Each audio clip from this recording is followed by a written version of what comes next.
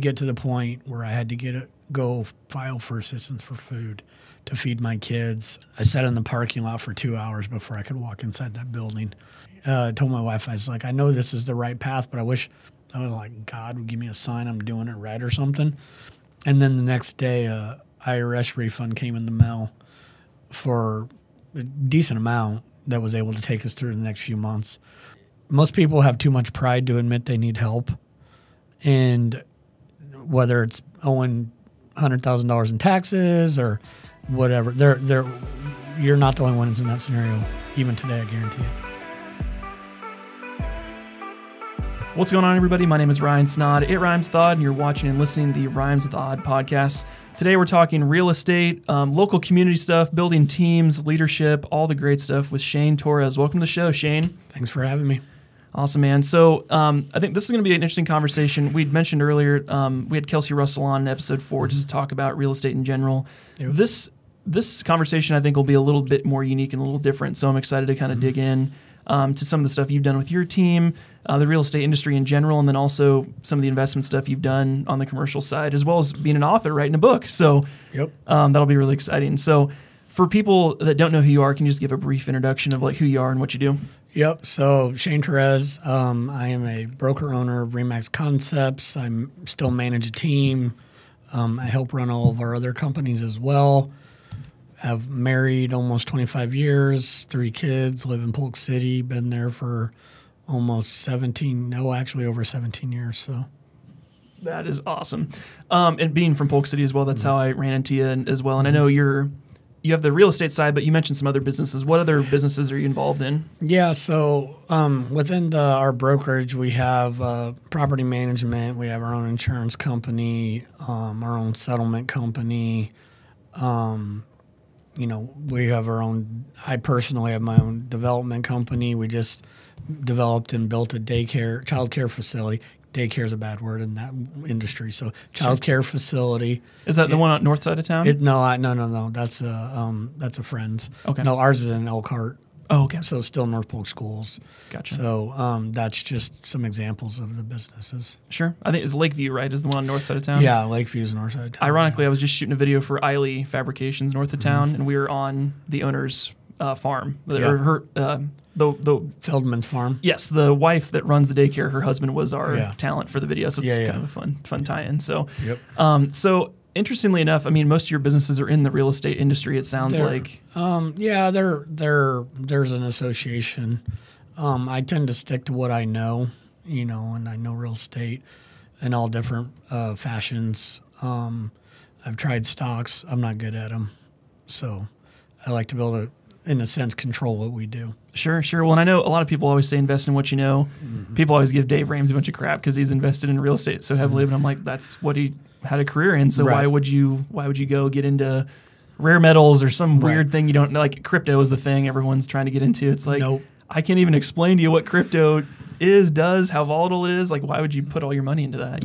I wouldn't touch that. Sure. So, so for people, just to kind of get a better understanding of your background, can you take us back to when you first got into real estate and kind of the process or progression that took your kind of career to get started? Yeah, so I got into real estate in 2009, which was the bubble, housing crash. Prior to that, I was a builder, general contractor. We built, obviously, houses. We had framing crews, siding crews. We framed hotels, retirement centers, stuff like that. 2009 hit, market crashed, financially lost everything. Oh, geez. And had to file Chapter 7 and essentially start over in that regard. And that was as a GC, or was that you were already in real estate at that point? I was not in real estate at that point yet. No, that was just as the building and the GC. I applied for hundreds of jobs around the Midwest, actually. Didn't get any of them. I had actually already started my process to get my real estate license. I actually failed my test a few times because I thought I knew everything. Turns out I didn't. I had one test left to take, which is a state test. I borrowed money. So I had to borrow money from my aunt to file bankruptcy because I had no money. And then I borrowed money from my father-in-law to to pay my upfront dues, take the test and stuff like that. So I did figure out a way to study for the test to where I passed, and then started in June of 2009. Okay. So tell me a little bit about the bankruptcy. That had to be, would you say that was one of your low points or one of the times when you... Oh, for sure. It was the lowest. Yeah. Looking back, for about 90 days, I was in deep depression. Prior to that, leading up to it, I was physically sick, couldn't eat, was getting sick all the time. For about, like I said, 90 days afterwards, I would just randomly be sitting there and just have emotional breakdown. Little key phrases or certain things. Didn't matter if I was in public, didn't matter if I was in private. I tried to stay private for the most part, locked myself in my basement, watching 90s reruns of TV shows. But yeah, I always have said I wouldn't change anything that happened because I learned a lot from it, but I would never wish it on anybody. Sure. No, I totally get that. So you kind of hit your low point with this bankruptcy. What made you decide to you have to restart somehow. Yeah. What pushed you into real estate sales compared to the building side? At the time, I was very bitter about the building side. And it was it was just a perfect storm, right? No one taught me. I came from a very poor upbringing. I really didn't know finances and things like that. And, when you're in your mid-20s and you have all that money rolling in and no one expected it to end, and it did like that, it was because I was being turned down for all these things. What happened was, so what got me into push to real estate is in the middle of all this. So one, my wife, even before I knew I was going to go into real estate, I'd had one of my breakdowns, if you will, and I'd asked her, and this was at night, if you obtain a goal and then you lose it, does it still count? And she said, what did you lose that mattered? So I did not sleep that night. I got up, I cleaned all the clothes off the Bowflex, sold it, bought a year's gym membership, and I started working out again. I hadn't worked out in over 10 years. So I made a decision that day I was going to do my very best to get out of the mess I was in. And at the end of the day, if I failed, at least I tried, right? So, I was in foreclosure. I was in Chapter 7. Couldn't afford an attorney. So there was a local lending institution that disputed the Chapter 7. And since I couldn't afford an attorney, I defended myself in federal court. Oh my gosh. Over 18 months, which that was a very interesting process. I'm fortunate. I have a friend who's a very well-known attorney, criminal defense side, but, I'd be able to ask him a few questions here or there. And then, I started working on the process to save my home from a foreclosure, but still not in real estate yet. I was actually going to so my aunt and uncle own a directional drilling company. So they're like drill under wetlands and stuff. So they got big rigs. They have to drills. They have to drive all over the country. They pay for me to get a Class A CDL and get my license. I was going to go work for them. Well, they travel 9 months out of the year, right? So around that same time, my wife, taps me on the shoulder one night and says, hey, our situation's a little more complicated. We're going to have a third kid. Awesome, we'll figure it out. So right before I was supposed to leave, she said, I don't know, what we're going to do, but she's like, you can't be gone 9 months out of the year. It's like, okay, now what? So then I went and got in, I was like, I don't know anything else but construction. I didn't know everything about real estate, but I knew enough. And I happened to drive by two primary offices, one in Grimes and one in Ankeny, and I was familiar with the one in Grimes, so I just called them and met with them, and that turns out to be the one. That location is no longer there, but the company is the one I'm an owner of today.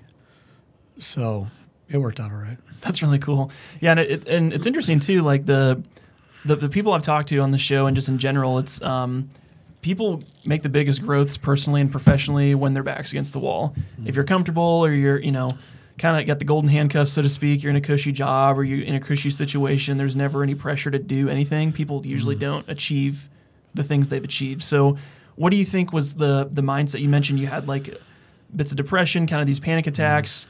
What got you to the point when you knew like, I have to make this work? Was it the family stuff? Was it just I have to find the right situation for me? No, it was definitely the family stuff. I mean, there were points in the beginning of real estate, like you said, you never know what you can accomplish till you have no choice but to be successful.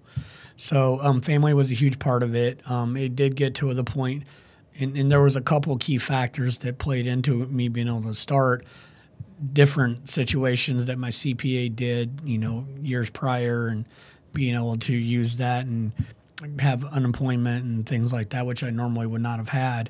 I did get to the point, which I always vowed because I grew up this way, that I would never have to get assistance for food or anything like that.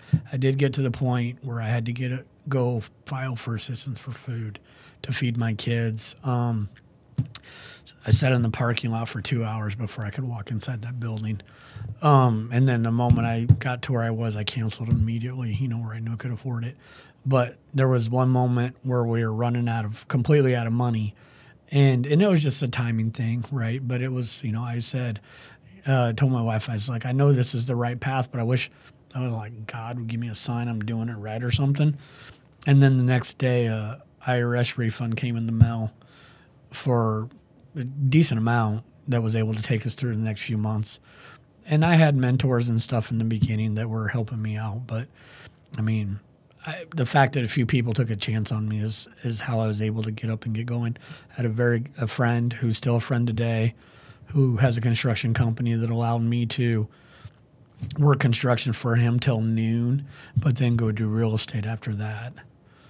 That's crazy. And just seeing like we mentioned, the back against the wall stuff. What was that first year in real estate like for you? So you go to the brokerage, you say, hey, can I join your guys' team? Yep. What was that first year like? Because I know real estate is a tough business if you don't really dive in head first and really dedicate to it. Yep. So I sold one house, and actually maybe two, but the one I remember altogether combined, they equaled about $18,000 is the value of them.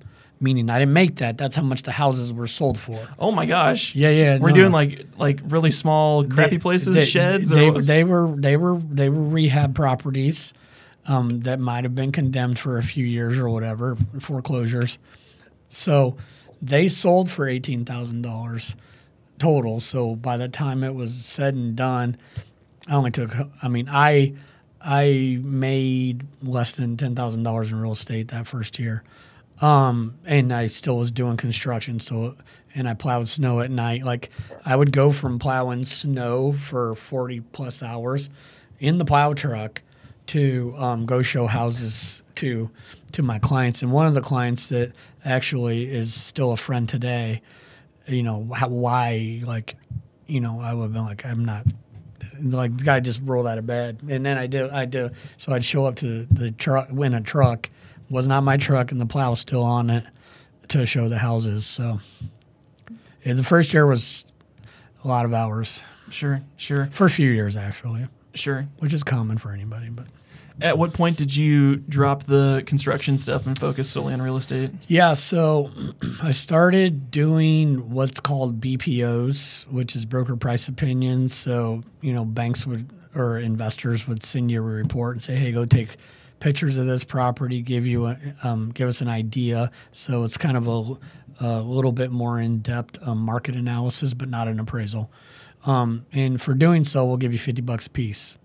And one day I just got a phone call that's like, hey, we got all the contracts for an entire state of Iowa. How many can you handle? And I said, as many as you can. And I did 1,000 that year. So it was within probably a year after starting. So by June of 2010, like I said, I'm not going to do the math, but 1,000 divided by 12, that's how many BPOs I was doing a month, and down to at one point I was doing like 15 a day. That's wild. At $50 a piece. I mean, it added up. That helped me. So that second year I made about 50,000 in commissions, and then 50,000 in BPOs. So that was able to help get me somewhat back on track. Sure, sure. And at this point, you said you had filed for bankruptcy. Did you have back taxes you had to pay or fees? Yeah, for sure. That's another story. So back taxes, yes, I owed around $100,000 in back taxes. I was able to successfully negotiate the penalties and stuff away down to around 50. And I mean, and I share this with people because it lets people know that those types of things don't have to cripple you. So I actually got those taxes all paid off in 2019. So even though I could have done it sooner, so my thoughts were the interest the IRS was charging was like 2%. Like, you can't get a loan for that. Sure. So then I was able to keep those payments up, but yet invest in doing other things and grow. And then in 2019, I was trying to refinance my house and wanted that 2.75 interest. And to do that, I had to take care of pay off the rest of that. Sure. So, but yes, so I had that. So I mentioned getting disputed by one of the local lending institutions and defending myself in court. They were suing me for like $380,000, something like that, and the court tossed it all out by like $30,000. To me, that was a win. Sure. Even though I didn't agree with it. So myself and the institution had basically a standoff for almost 10 years. Holy cow. And then I paid that off in 2019 as well. That's awesome. So we're talking through the timeline here. We have you had your first couple of years in real estate. You finally got to the point where you're doing it full time. Mm-hmm. At what point was there like a switch that flipped that got you to the point where you were growing your own book of business and you decided that you wanted to kind of branch out and kind of start managing people and kind of grow your own brokerage? Yeah, well, the brokerage thing didn't happen right away, but that was 2012. So what was happening is I was just spending so much time. I felt like, which a lot of people do, I was stuck to my phone. And I was like, there's got to be a better way. So I started looking at what it would look like if I had a team someday. So I literally started calling myself a team right away, even though I had no one else. And knowing where I wanted to go, got a Google number, started putting some stuff into place, added an assistant, another assistant. It kind of morphed from there. 2014, I bought into the brokerage, which we had, different partners then. And then because what happened was I was like, I got a level of success fairly quickly. I think I have something people would be able to benefit from and listen to and be able to help guide them. And so that's what started from the team standpoint. But then, like, I think I can do even more. And so I looked at it from a brokerage standpoint. And in 2014 is when I bought into the brokerage. That's cool. So, and what's the brokerage called? Remax Concepts. Okay. So back then, I don't remember how many offices we had, but we had less than like 90 agents. Okay. And how big is it today? Today we have 515 agents in 3 states. Okay. And is there an ownership group that you're a part of for that? Yep. So I have 2 partners, Matt and U. There was 4, but he's still with us. He's one of our he's our principal broker, and Lance, and still does his day-to-day, but he's at a different point in his career. He just wanted to know that everything was taken care of for his retirement. So sure, that's awesome. So there's these 3 and this there's is just 3 me being green about this setup. Yeah. You have your 3 principal owners, and then all the agents underneath of you. Do they have I would say like a team leader or like a real estate office manager, or there's a manager at every office, or in some of the outlying areas we might have a market manager. So like we just acquired Cedar Falls, Waterloo area. So there's 3 offices up there: Cedar Falls, Waterloo, and Waverly. So we have one person that oversees that entire market. But yeah, there's a local leader at every level. Okay. So in terms of your territory or your region, is it Polk City and those areas? Oh, no, it's all of them. I help oversee all of them. Okay. What's crazy is like last week, we have an office in Florida, so the hurricane's hitting Florida. So I'm communicating with the local leader there and hurricane prep, and how what to do and shut down the office and things like that. So, I mean, yeah, no, there's no specific from the three of us standpoint, or our head staff. There's no like territories. We oversee it all. Now, when you're looking at it from my, team standpoint, we'll go within a 60-mile radius of the metro. Obviously, we are because of Polk City, we're very heavy on the north side of Polk County. So Polk City, Johnston, Ankeny, Grimes, even Granger. But yeah, I don't have a specific territory. Sure. So when you bought into the business, were you at that principal level already, or were you like a manager of an area? Like, how did you ascend to that point? It was basically like a manager of an area. So I was Polk City, then Ankeny, then Ames, and then just things fell into place, and the prior owner decided to sell. And again, there was 4 of us at the time. And we said, yeah. Sure. And that was 2016. Okay. So you've been at this point doing this for 5, 6 years now? At the owning the company, yeah. Sure. That's really cool. So I think, and this is unique with your perspective, because obviously you run your whole real estate team. There's that whole business, but you also do other things outside of that. So talk me through kind of the other companies that you opened that were kind of not supplementary, but complementary businesses to the things you're doing. They all started as ideas. So our agents would always have an idea, and we'd look at it and be like, okay, we think we can do that. So I mentioned some of them earlier. So Settlement Company, that was way back when. So that was part of the purchasing of the company in 2016. But then we have our own real estate school. That was an idea from an agent. We have our own marketing company. That was an idea from an agent. And that started out as something small to now it's quite big, actually. But it's exclusive to our agents. We don't offer it outside of our company. Insurance, again, that started as an idea from an agent. So we have, and then property do you management. guys, for the insurance side, is it homeowners insurance, or is it like like business insurance for agents? Everything but crop and land. Okay. Like like farmland. We don't do farmland. Okay. Do you guys, it's obviously like if an agent's talking to a prospective buyer and they need insurance for whatever they have, like it's just an obvious upsell, cross-sell to other product. Yeah, all we ever do is provide them options. We don't heavily push our companies on our people. We get them in front of them, and at that point it's up to the people who lead that company to sell them on why they should use them. Sure. Well, on the marketing side too, even just that, I think of like real estate in general, like you have to have people to go take your pictures, people to do your online ads or whatever other slew of things you do.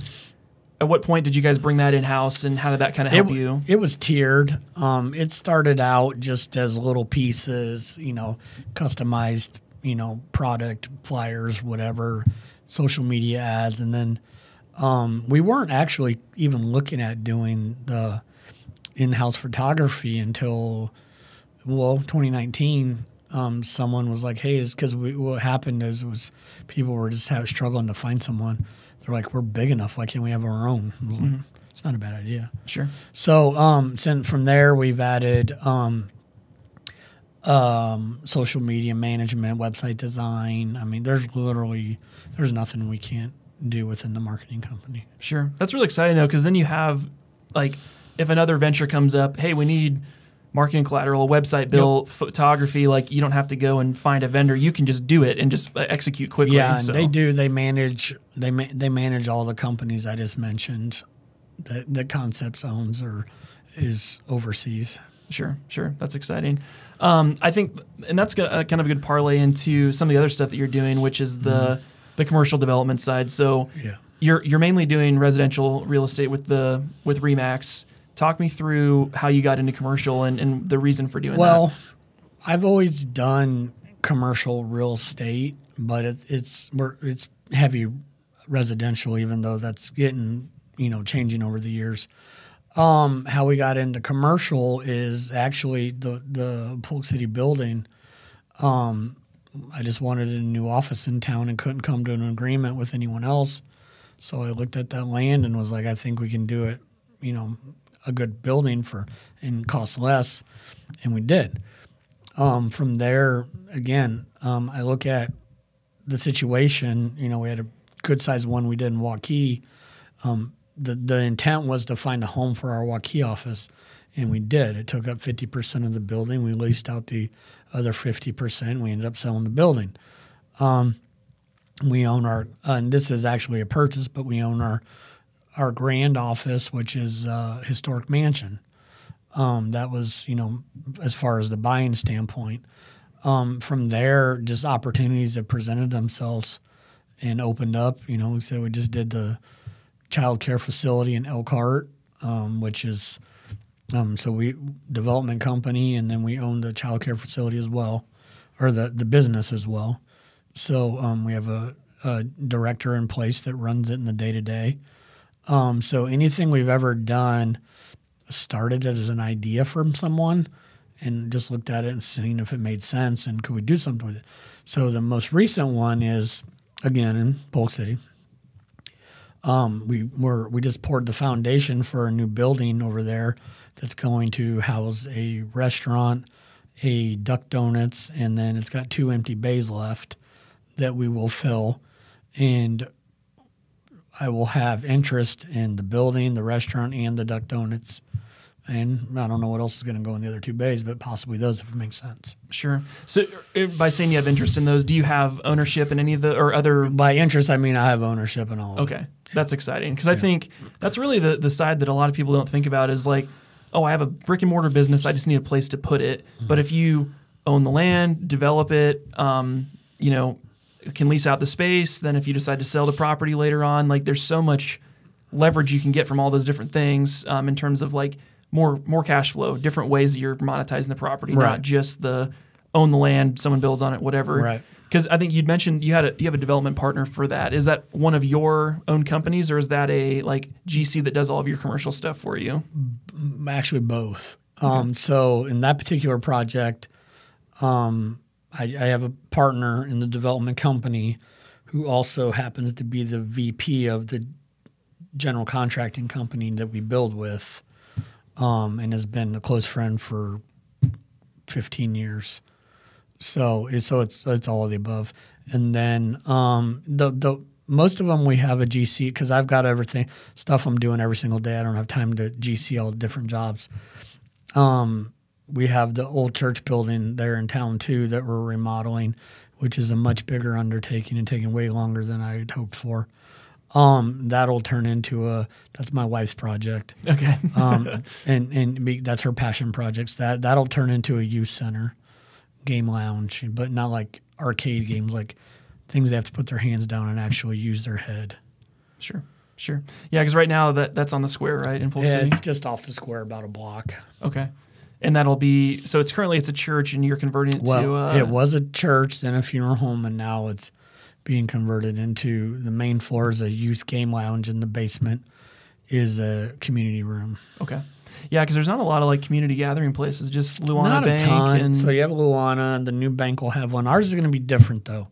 Most of those community centers are the same.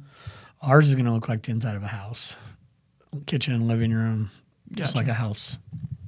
And will you partner with like local youth groups, or like what types of kids will be coming through there? Or is it just like an open place people can use? It's just open. It's like just for like right now because that group between daycare and junior high, they can't drive yet. They don't have no place to go, so they just hang out on the square. This would eliminate that problem and have a place for them to go. Sure. And then sure we'll have agreements with with other community groups and stuff too, but it'll be open to anyone. Sure. And in terms of monetizing a space like that, would you have like a membership to get in? Is it open to the public? How would you guys make money from it? Right now it's looking at like an a la carte, you can come in and just pay, or a membership. Again, the thing with that is we got to monetize it some, but it is the passion project. So as long as it's covering its own expenses, it's good. Sure. I think of like a YMCA type of setup where it's more very that would be it's not a nonprofit, but it's similar concept. Yeah. Sure. Yeah, because I know like YMCAs are just a community center, but they also have like, like daycare, they've got a pool, they've got a rec center, senior center. all the different sporting events are run through there. So that makes more sense that way. That's cool. It sounds like a lot of your investments are in the Polk City community. Is there a big like interest in just making the community bigger, stronger, more fortified? So a lot of the development ones are, but we own at this point commercial from here to Quad Cities that we've acquired. Why Polk City? So I've done stuff outside of Polk City as well, and I still will. But there are just key pieces that are missing in town, like restaurants and stuff like that. I determined it was going to take something similar to the way I'm set up and structured to be able to bring it to town. I don't see just, if you were to build a building on what lease rates would cost, I don't see being able to draw, any restaurants in with that. So I think it was a way to bring something to not necessarily bigger, but something that the community needs. Sure. Well, and I think from your perspective too, it sounds like you're working deals with the tenants that come in. Is that kind of a draw for those people, like a new restaurant that doesn't have the capital to come in, or? Yeah. Well, in these cases, it's not. We were doing the restaurant regardless. We just knew we had to find someone to partner with and run it, and the stars aligned, if you will, and he emerged on it just organically. And our visions lined up. Now, that being said, the Duck Donuts, that happened because, I was looking at other stuff, like a coffee shop or something like that, because that's another thing, just on doing different things. Our brokerage opened up the first coffee shop / real estate office that I know of anywhere. But that's in Waukee, right? That one's in Johnston. Johnston, okay. Yeah. So, but anyway, we were going to do a coffee shop. Well, then a local competitor that's a coffee shop opened like a half a block away. That makes no sense. So then flash forward through a series of things. The Duck Donuts, that's just my wife and I that own that. So that's not a brand outside. That's just the first location of a new restaurant or a new donut place. Yeah, so it is a franchise. But this is the only one in Iowa. It'll be the first one in Iowa. Where else are they based? Primarily on the East Coast. They're originally out of Duck, North Carolina, so the Outer Banks. Okay, gotcha. Yeah, and how did you guys come by them? Were you just looking for a donut franchise to put in there? Nope, not at all. We were actually we've been there before, but we were actually in the Outer Banks. And my wife and the ladies went to coffee and donuts there one morning and came home and was like, she's like, hey, do you know they franchised? No, I didn't. A few weeks later, I just looked into it, and a few weeks later, we owned a franchise. That's so crazy. I know, like, my wife is a huge fan of Tropical Snow, the shaved ice company. Mm-hmm. And I had never ate shaved ice, and then she's, like, obsessed with it, so every summer we're going in Ankeny or wherever. And I do notice a difference in, like, flavor of the syrups or whatever and the texture or whatever. And she's looked into this heavily of, like, bringing a Tropical Snow to Polk City. Mm-hmm. She just doesn't want to impede on like the creamer or whatever, but it's not the same. Yeah, it's like having just different options. I think is huge, and ironically, like a franchise like that. I mean, you just get the little shed, you stick it in a parking lot somewhere in a business that makes sense. That right there in a community in Polk City would be your biggest challenge. Is they can be a pain to deal with. Sure, finding a parking lot that would be willing to. Well, not that. I mean, if it worked out right, I'd do it in my parking lot. If the city would allow it. Okay. They can be a pain like that. Sure. Well, working with community partners like that, you have to find the right community that wants to grow the way you want to grow it. Because it's like, I know, like Ankeny is a perfect example where All bought all that property and had talked it through with the city, like, hey, we're going to turn this into this mega commercialized area, and like you have to be on board with taking out farmland. The visions have to align. Where if he's fighting with the city and the consumers want it, but they don't do it. Right. I'm sure you've talked to people in Polk City, like the city council and people. What do they have a similar vision to what you want to bring to the city, or is it slightly different than what you want to do? I think the visions may be the same, but I don't think the approaches will ever be the same. Sure. So that's kind of a PC answer. But Sure. Yeah, we don't have to throw anybody under the bus, but I could understand why that do would that be, off camera. Sure. Yeah, we'll turn those off and talk later. But I think it does make sense, though. You have to have vision alignment, because I know with my wife and I moved to Polk City in 2020, and our big draw was that it would just like still a small town, but knowing that there were things coming to make it more, so we don't have to go to Ankeny or go to Grimes to get things. We can benefit directly in town. That'll still happen. I mean, when I moved to town, there wasn't a grocery store. You know, the pharmacy had just moved out. No, a new one had opened, but then it has since moved out. It's changed a lot since I moved there. So, and the thing is even as it grows, it still has a small feel. Mm-hmm. Yeah, that's our big thing. You'd mentioned earlier the football team's a 4A now. I didn't realize that. I thought everything in the school system was like a 2A. So no, actually, we're I don't know anything about any sports other than what my kid plays, but so we're 4A for football. This is the first year for that. Wrestling, we were 2A, now we're 3A. We were on the cusp of going back to 2A this year, but I heard we're going to be 3A. Okay. So, yeah, no, we're the largest consolidated school district in the state of Iowa. Okay. And that's the geography-wise, like size of the district? Well, the fact that it's made up of like 5 smaller towns. Oh, okay. Gotcha. Is the consolidation part. Gotcha. Yeah, because I know my wife and I are from Southeast Iowa, and my wife went to Central Lee, which is between 3 towns like Montrose, Argyle, and Donaldson. Right. So it's literally in the middle of a cornfield, like drawing people that way. Well, that's what Alleman High School is. Sure. It's where the football field is. Sure. Yeah, because I know they have other schools. They have 2 elementaries in Polk City. They have an elementary and what I don't know they call it middle. I don't know. It's like 5th and 6th graders. Okay. And then from there they go to 7th and junior high. Middle school. Sorry, I said junior high there. It's middle school. Okay. And Alleman. So then they have an elementary in Alleman and a high school in Alleman. Sure, that's really cool. Well, I'm sure having kids at school age kids and then being involved in the community, you guys see, like you said, needs in the community that would come up. Like, oh, for sure. Oh, I would want a good donut shop. Let's open a donut shop. Like, are there similarities between you and other business owners in town that do that? Because I know a couple different places on the square are owned by the same people. They're just trying to fill needs. To help the community. I'm friends with them. So yeah, it's similar concept. I mean, sometimes we compete against stuff, but for the most part, it's just bringing if we can bring what the community needs and still do it in a way, then we're making good and wise investments. We'll do it. Sure, that's really cool.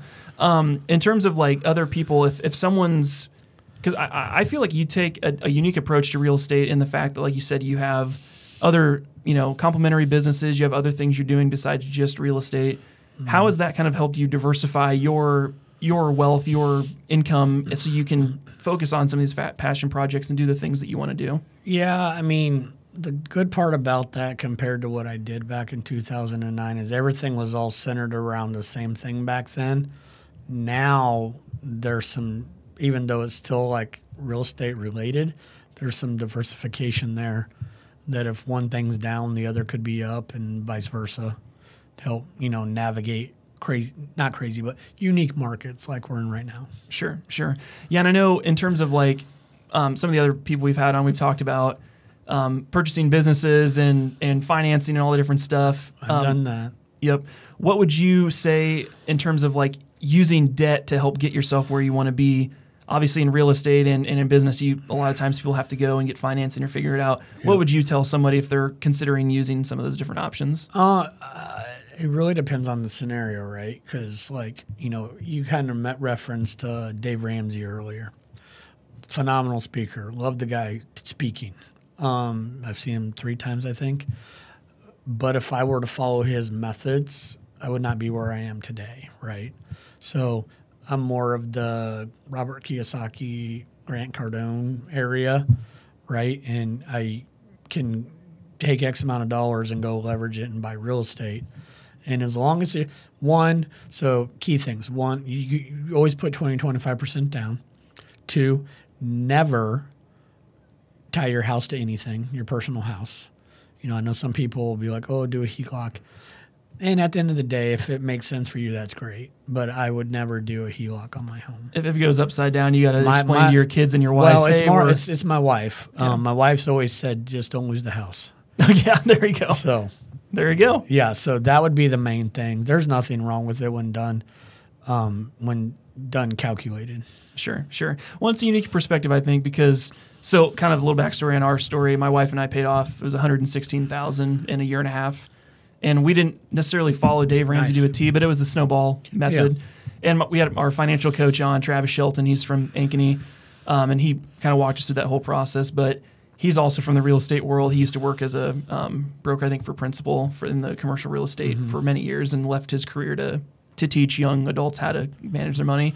And it's unique because, again, I'm of the mindset if I can get value from somebody, like you said, if they're a speaker or if I can pull things, I don't have to agree with someone 110% to listen to what they have to say. If I can pull nuggets or things. Oh, for sure. I think that's helpful just to learn different perspectives on it. So most definitely. I was talking to someone a week or so ago because I'm not a good reader. Like I have to listen. And if I listen, I could listen to 10 hours of something. And of that, I might get 2 things I actually retain. But as long as it's good, it was worth it. Sure, absolutely.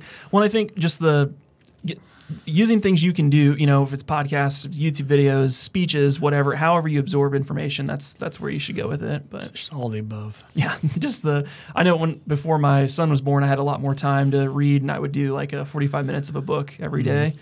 And I got through, I think it was like 13 books in a year. And then he was born. I'm like, well, there goes all my personal time. Yeah. So 45 minutes of a book a day. If I did 45 minutes of a book, I would probably get maybe 10, 15 pages max. Sure. Just because I'm a slow reader. Sure. Well, and there's so many distractions anymore. You get your phone bangs, kid screams, dog barks. No. So if I read, it's in the morning when everyone else is asleep. But it is still it's not the phone or the kids or anything like that. But I've got a bunch of squirrels running around up there, and they're all doing different stuff. So I might be thinking of one thing, and then another pops up in my head, and I just never can turn it off. Sure. No, I think that's pretty consistent. We just interviewed Aaron Anderson, who owns Fresh Trip Meals, and they just opened their new location in Ankeny. Oh yeah. So he just came in, and he's about my age, and they've got a couple different locations. Yeah. And he's like, I'm working like 12 hours a day usually, but he's like, if I wasn't at work, I would be at home thinking about it because he's just in that growth mode. He's well, even when you're not in the growth mode, like when you are like entrepreneurish, you're always thinking. Even if you're not in growth mode, you're always thinking of something. Like it could be a new idea, or it could be a new way to revamp what you have. You are constantly. It's almost impossible to turn off. I try a lot. Sure. The unplugging's helpful. I know for me, I used to work from home, and now I obviously don't now, but it was one of those things that's convenient, but also you just can't shut it off. Or someone emails you, and, let me just go do this, or let me go back to my computer. Like for me, the things that have helped unplug is I put certain things in place. Like after a certain time, I don't check my email at home. It can wait till the next day. Whatever kind of safeguards you got to put in place to keep yourself that's for sure sane. Good. Yeah, and I did when we built our house. I don't have a home office. Occasionally, I do open my computer at the end of if I work from home or something. But it does get harder with the phone addictions that we all have because we all have it. Oh, absolutely. So, well, especially the stereotypical real estate agent on their phone all the time. It's a hard thing to kick, I'm sure, especially when. Oh, for sure, it's an addiction. Yeah, for sure. So I think to kind of wrap this all up, I think if you could tell us a little bit more about kind of your pointed advice for people that are wanting to get into a new business venture, or take yourself back to when you were going through bankruptcy and really had your back against the wall. What advice would you give to somebody that's maybe experiencing some hardship and they just need a little push to get to the next level? I would say that reach out to those who have been where you were at and where you want to go. Talk to them because that is extremely helpful. You're not the only one. My story is not unique. I mean, it still sucked, but there are stories like that all over. As far as getting into business and stuff like that, again, don't try to reinvent the wheel. Like if you're looking at a business, make sure you understand it. If you're going to be an operator of it, make sure you know all ins and outs of it. If not, just you're going to partner with someone. make sure it's a good fit. You know, you guys come together and you're going to, in a business marriage, if you will, have your business divorce already figured out if things don't work out. But yeah, the biggest thing is most people have too much pride to admit they need help. And whether it's owing $100,000 in taxes or whatever, you're not the only one that's in that scenario. Even today, I guarantee it. Sure. No, I love that advice. If people want to learn more about you, maybe are they in the market for a house, or they're wanting to check out some of the new stuff you got going on in Polk City, where can they learn more about you? Oh, probably the easiest thing would be just to send me an email, which is my name, Shane Torres @remax.net. That's awesome. Yep. Yeah, and we'll put a link to your website as well. I think the commercial property that you're building in the back will be cool to see more restaurants come to town, more office space for people, and excited to see all the other stuff you're doing in town. So Thanks so much for being on the pod and sharing your wisdom with us. So thanks for having me. Absolutely. Well, thanks again for coming in, guys. My name is Ryan Snaadt. It rhymes with odd, and you're listening to the Rhymes with Odd podcast. We'll see you in the next episode. Peace.